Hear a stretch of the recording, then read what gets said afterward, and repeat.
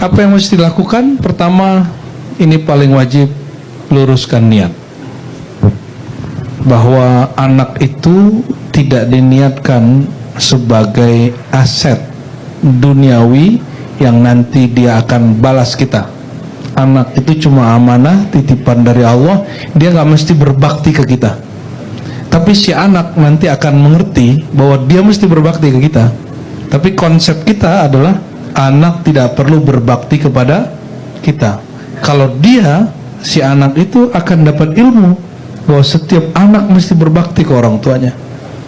Jadi jangan pernah berharap lebih kepada anak, ya. Terus yang kedua, wiridnya makan yang halal. Carikan dia nafkah makan yang halal. Jangan pernah kasih yang syubhat, apalagi yang haram, ya. Saya udah banyak cerita bab syubhat, ya. Syubhat itu langsung mencabut imdad madad dari Allah, anugerah batin dari Allah, apalagi yang lain, ya. Satu tetes darah yang terbuat dari makanan haram itu akan selalu meminta untuk tetesan berikutnya yang lebih haram lagi. Jadi jangan coba-coba, ya. Jadi kalau pernah mengalami itu, silakan banyak-banyak sedekah. Maka Nabi mengatakan, ya masyarakat tujar, wahai para pedagang, banyak-banyak sedekah. Kenapa? Sumpah serapah kalian bikin syubhat ini keuntungan. Karena dia sebut nama Allah atau berbohong tentang harga segala macam, dia sedang mempermainkan orang. Itu menjadi syubhat. Syubhat itu samar, tidak murni lagi. Maka dengan sedekah Allah bersihkan, ya. Disebut sedekah itu kafarah, ya, akan menghapus ketidakmurniannya. Dan yang ketiga, ini yang paling penting, ya. Yang paling penting,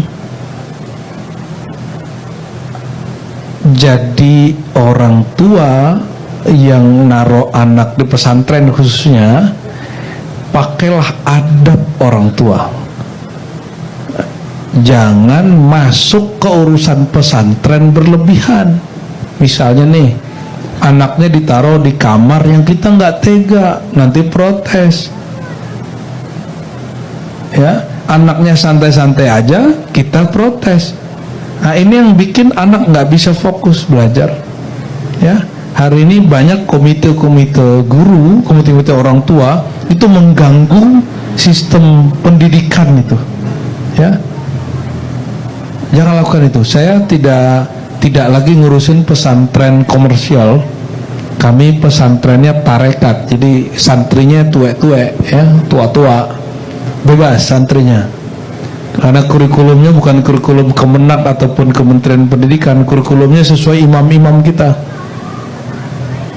Jadi kita produk pesantren dan kita paham bagaimana guru itu sulit sekali mendidik murid, ya, sangat sulit.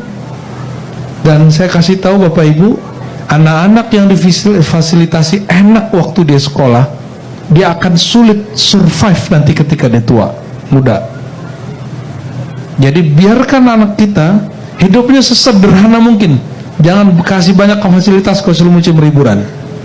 Liburan kasih fasilitas, tapi di musim sekolah jajannya nggak usah banyak-banyak, tempat tidurnya nggak usah mewah-mewah, jajan sederhana aja. Berangkatnya kalau yang tidak tinggal di boarding school, ya, nggak usah pakai mobil bagus-bagus, ya. Kalau perlu di jalan kaki atau pakai sepeda, pakai motor yang biasa aja. Oh, dulu di masa kita pakai motor udah mewah banget.